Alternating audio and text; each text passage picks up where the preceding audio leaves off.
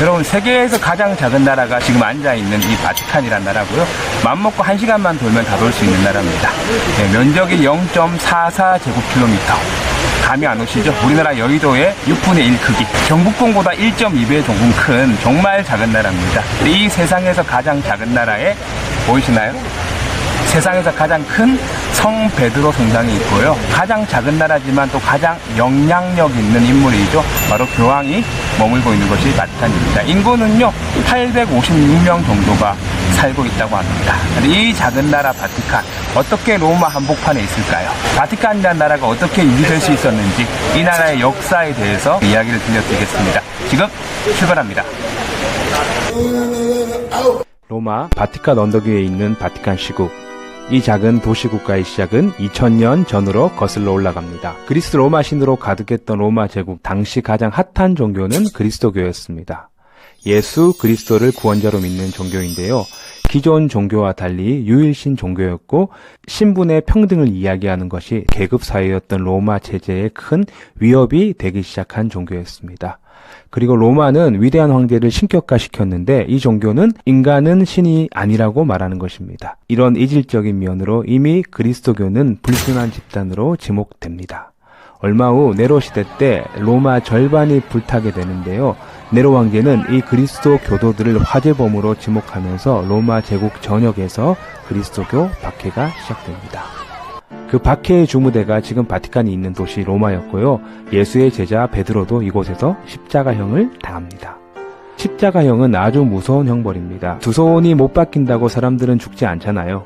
인간을 나무에 매달고 뜨거운 지중해의 태양 아래에서 서서히 갈증 속에서 말려 죽이는 형벌입니다. 전승의 기록에 의하면 베드로는 죽을 때 내 주님이 이 십자가에서 이 모습으로 죽으셨는데 내가 어떻게 그와 똑같은 모습으로 죽을 수 있는가?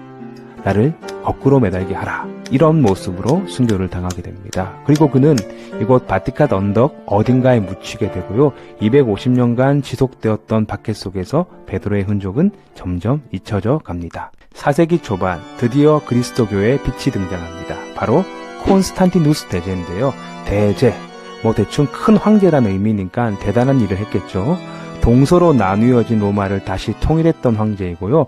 로마의 수도를 이탈리아 로마에서 지금의 이스탄불, 콘스탄티노플로 옮겼던 황제입니다.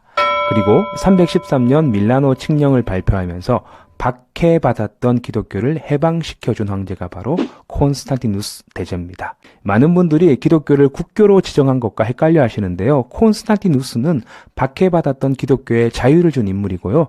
기독교가 로마의 국가 종교로 지정된 것은 380년 테오도시우스 황제 때입니다. 헷갈리지 마세요. 다시 콘스탄티누스 대제로 돌아가면요. 그는 기독교를 공인하고 성당을 짓는데 그때 이 베드로가 순교당하고 묻혀있는 이곳 바티칸 언덕 위에 성당을 세웁니다. 당연히 성당의 이름은 베드로 성당이었겠죠. 이 성당이 왜 중요하냐? 한날 예수께서 제자들에게 질문을 하십니다. 동문서답을 많이 했는데 이날은 웬일인지 베드로가 컨디션이 엄청 좋았나 봅니다. 너희는 나를 누구라고 하느냐? 라는 질문에 베드로가 주는 그리스도시요 살아계신 하느님의 아들입니다. 라는 신앙 고백을 하게 됩니다.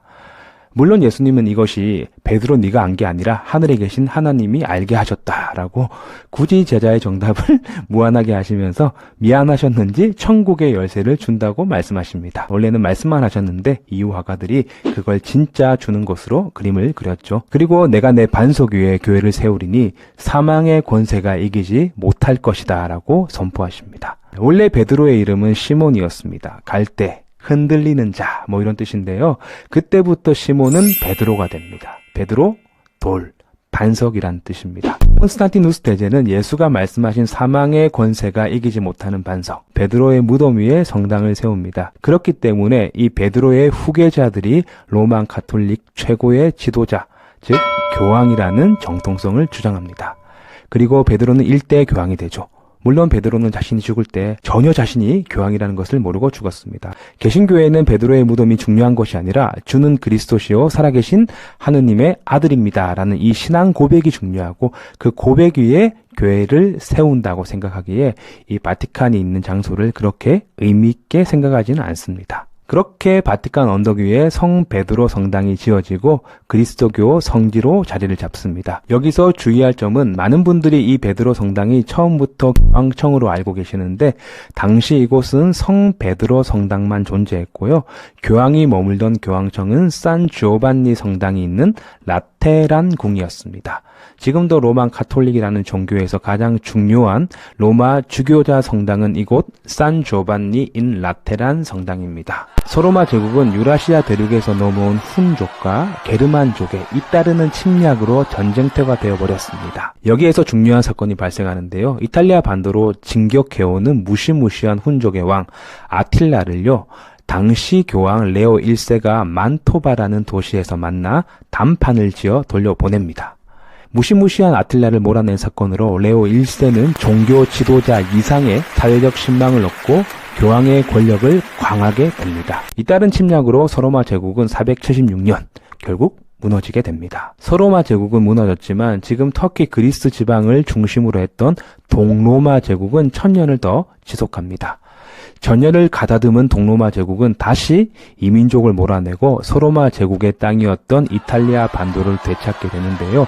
6세기 초반 로마 땅에 로마 공국이라는 나라를 세웁니다.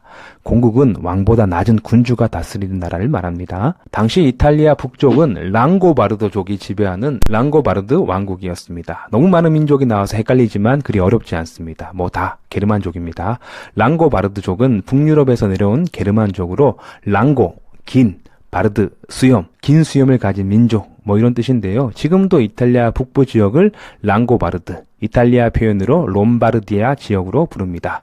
추운 데 살다가 따뜻한 이탈리아로 와서 컨디션이 더 좋아진 이 랑고바르도족은 동로마 제국을 이탈리아 반도에서 몰아내기 시작합니다. 이때 동로마가 세운 로마 공국은 동로마 제국의 영향력에 벗어나 독립적인 세력을 형성하는데 호시탐탐 로마를 노리는 랑고바르도족을 견제하기 위해서 프랑크 왕국의 힘을 빌리게 됩니다. 그럼 이 또 프랑크 왕국은 뭐냐? 프랑크족이 세운 나라인데요. 옛 소로마 땅이었던 프랑스 독일 쪽 지역을 지배하고 있었습니다.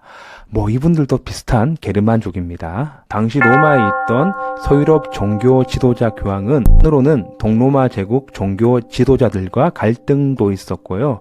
밖으로는 랑고바르도족의 침략에 시달리고 있었습니다. 이때 교황은 프랑크 왕국 피핀에게 도움을 요청합니다. 당시 피핀은 아버지의 뒤를 이어 프랑크 왕국의 왕이 되어 왕권을 강화하고 싶었는데 교황의 지지가 있다면 확실한 한방이 되겠죠. 여러분들 생각하시기에 힘도 없는 로마 공국 종교 지도자의 지지가 뭐 그리 중요하냐라고 생각할 수 있지만 당시 유럽 대부분 사람들은 그리스도교를 믿고 있었습니다. 종교 지도자가 머리에 기름을 부으며 왕으로 인정하는 것은 신의 선택을 받았다는 표식이기도 했습니다. 이렇게 두 사람의 이해관계가 맞아떨어지자 피피는 왕권을 잡고 교황은 그를 지지하게 되니 사람들은 뭐 신의 뜻이겠구나 생각했고 피핀의 정통성은 인정을 받게 됩니다. 이때 피핀은 감사의 표시로 이탈리아 반도에 있던 랑고바르도족을 몰아내고 동쪽 끝 라벤나까지 정복하여 교황에게 보답으로 땅을 선물합니다. 피핀의 증여, 교황의 직접적 지배하에 있는 영토가 탄생하는 순간입니다. 아주 중요하죠. 서기 754년 교황령이 드디어 탄생합니다.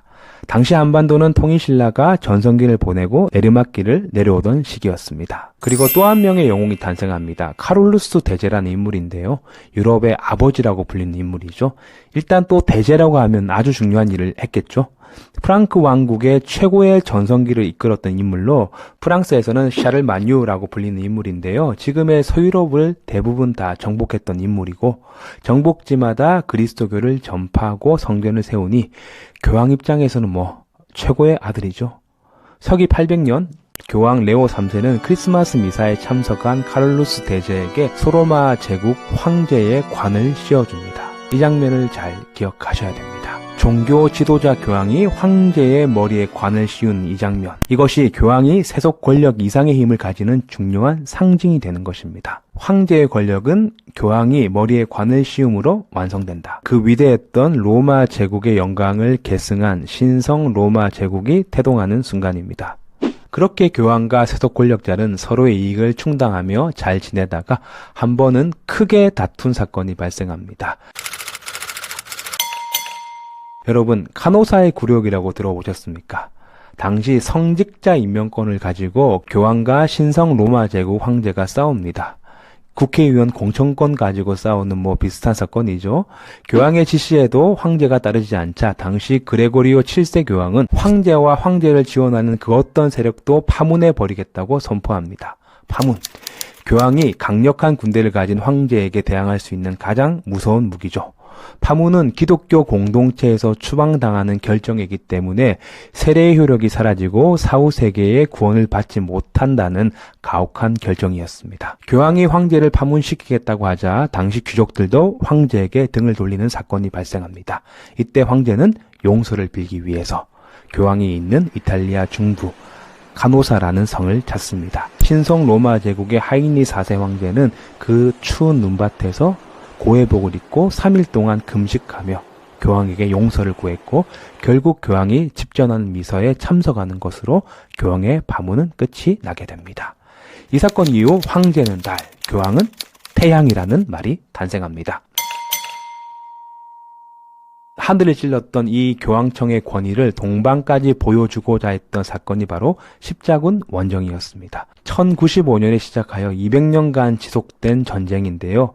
그 시기에는 그리스도교 최고의 성지 예루살렘이 이슬람 교도의 지배 하에 있었는데 이 거룩한 땅을 되찾자는 목적의 전쟁이었습니다. 그것이 신의 뜻이라고 설교하며 일으킨 로마 카톨릭과 이슬람 세력 간의 대결은 예루살렘을 탈환하지 못하고 엄청난 피해만 남기고 서유럽 세력의 패배로 막을 내립니다. 교황권 강화라는 초기 목적과 달리 교황권은 위축되는 결과를 만듭니다. 그리고 또 하나의 중요한 사건이 1309년 일어나는 바로 아비뇽 유수라는 사건인데요. 유수라는 단어가 잡아 가둔다라는 뜻이죠. 고대 유대인들이 강력했던 바빌론, 지금의 이라크 쪽으로 끌려갔던 것을 빗댄 표현인데요.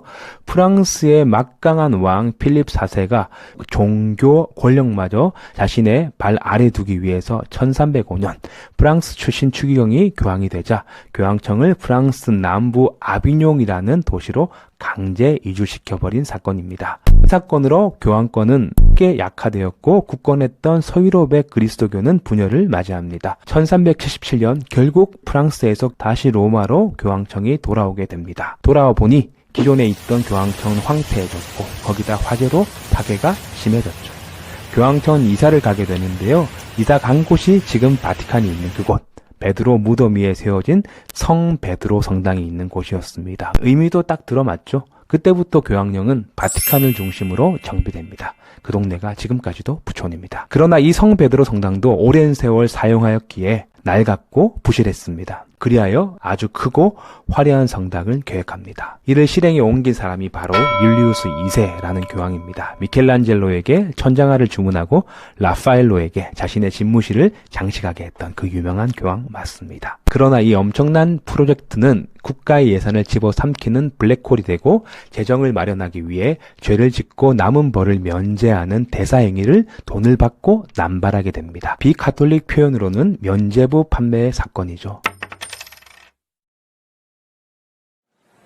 이런 혼란 속에서 로마를 방문했던 독일의 성직자 마르틴 루터는 큰 실망을 하고 독일 비텐베르크로 돌아가 95개조 반박문을 써 붙이게 됩니다. 거기에는 성 베드로 성당 건축에 대한 비판도 포함되어 있습니다. 결국은 로마 가톨릭은 또 한 번 분열되어 구교와 신교로 나뉘어지게 됩니다. 그래서 지금도 알프스 북쪽 국가들은 독일과 북유럽을 중심으로 남유럽 국가들에 비해서 개신교가 강세를 보입니다. 그리고 얼마 후 가장 비극적인 사건이 발생하는데요. 바로 사코 디 로마 대약탈 사건입니다.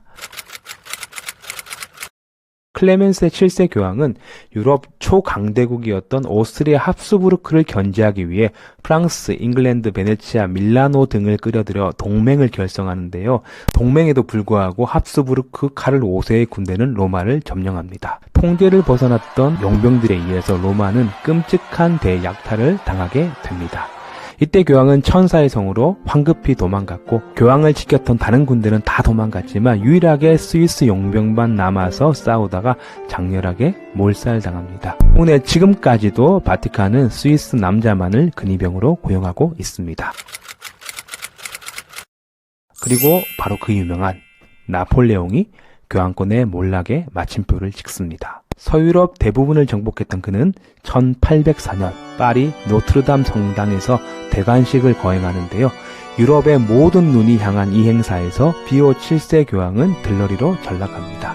초반에 보여드렸던 이 그림 기억나시죠? 교황이 카를로스 대제에게 관을 씌워주는 장면. 이것이 교황 권력의 원천이었지만 이날 나폴레옹은 셀프로 관을 쓰고요. 뒤에 교황이 멀쩡하게 있는데도 황후 조세핀에게 관을 씌워주고 있습니다. 교황은 뻘쭘하게 손을 들어 축복을 하고 있는 모습입니다. 쓸쓸하네요. 나폴레옹도 몰락하고 얼마 지나지 않아 이탈리아 반도에는 통일운동이 일어납니다. 오스트리아를 몰아내고 다시 하나의 이탈리아 국가를 만들자라는 희망이 퍼져나갔고 두 명의 영웅 가리발디와 빗토리오 엠마누엘레 2세에 의해서 통일의 조각은 맞추어져 갑니다. 이제 남은 땅은 로마였습니다. 로마 정복이 부담스러웠던 것은 전 세계 신자들이 로마를 바라보고 있었기 때문이죠. 심지어 이탈리아 군인도 신자들이 많았겠죠. 종교 지도자 교황을 공격한다는 것은 매우 곤란한 일이었습니다. 그러나 주세페 가리발디는 로마를 두고 통일을 한다는 것은 결코 용납될 수 없다. 로마 오 모르테, 로마가 아니면 죽음을 이라는 슬로건을 걸고 군사행동을 개시합니다. 그는 실패하였지만 결국 1870년 9월 20일 교황령의 마지막 당 로마는 이탈리아 군에게 함락되었고 1100년 동안 이어져온 교황령은 지도에서 사라지게 됩니다. 그럼 지금 바티칸이란 나라는 왜 남아있나? 여러분들이 알고 계시는 나쁜 남자 히틀러가 크게 영감을 받았던 이탈리아의 독재자 무솔리니에 의해서인데요. 이 대목에서 재미있는 것은 처음 교황령이 생긴 것과 똑같은 역사가 반복됩니다. 쿠데타로 정권을 잡은 무솔리니에게 대중의 지지는 필요했죠. 왕은 땅이 필요했습니다. 이해관계가 맞아떨어지자 라테란 궁에서 수백 번의 회의 끝에 드디어 1929년 2월 11일 라테란 조약이 발표됩니다. 여러분들이 알고 계시는 그 바티칸 시국이 탄생하게 되는 순간입니다. 무솔리니 정권은 교황청의 독립성 및 주권을 승인하고 지금 보이는 땅을 바티칸의 영토로 지정하게 됩니다. 그리고 교황청은 무솔리니를 인정하면서 그의 지지 기반에 정통성을 부여합니다. 서로 윈윈했던 결과죠. 이 사건 이후 무솔리니는 세계 2차 대전에 참전하게 되고 잔인한 만행을 저지릅니다. 이때 교회는 무솔리니의 눈치를 보느라 약자의 편에 서지 못했다는 큰 비난 앞에 직면하게 됩니다. 이 추락했던 교황청 개혁을 이루어냈던 인물이 바로 요한 23세 교황인데요. 그가 주도했던 제2차 바티칸 공의회는 카톨릭이 다시 한번 세상의 신뢰를 얻게 되는데 중요한 분기점이 되었습니다. 이 공의회는 너무 중요해서 제가 따로 한번 영상을 준비해 보겠습니다. 그리고 반공주의자였던 요한 바오로 2세, 지금의 프란체스코 교황으로 이어지는 교황들의 행보는 많은 사람들의 지지를 받고 흔들리지 않는 교황청의 모습을 쌓아나가고 있습니다. 처음 이탈리아에서 해설을 시작했던 곳 500번 정도는 드나들었던 저에게는 애정의 장소가 바티칸인데요. 최대한 요약해서 설명해드려도 놓칠 수 없는 중요한 사건들을 설명하려다 보니 기존에 계획했던 것보다 영상이 점점 길어지고 있습니다. 그럼에도 불구하고 이 정도 시간을 투자하셔야 할 충분한 가치가 있는 나라이기에 열심히 영상을 만들어 보았습니다. 저는 이 바티칸 여행이 유럽 여행의 끝판이라고 생각하는데요.